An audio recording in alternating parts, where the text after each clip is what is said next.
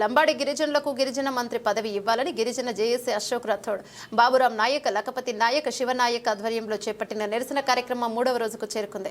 సోమవారం ఢిల్లీలోని ఏఐసీసీ కార్యాలయం వద్ద గిరిజన లంబాడి జేఏసీ ఆధ్వర్యంలో చేపట్టిన నిరసన దీక్ష సోమవారం కూడా కొనసాగింది. తాండాల అభివృద్ధి చెందాలంటే గిరిజనులకే గిరిజన మంత్రి పదవి ఇవ్వాలని ప్లకార్డులతో నిరసన కార్యక్రమం చేస్తున్నామని నంగావత్ భాస్కర్ నాయక్ తెలిపారు. గిరిజన లంబాడీలకు రాష్ట్ర కేబినెట్ లో మంత్రి పదవి ఇచ్చే వరకు మా ఉద్యమాన్ని కొనసాగిస్తామని లంబాడి సంఘాల జేఏసీ తెలిపారు.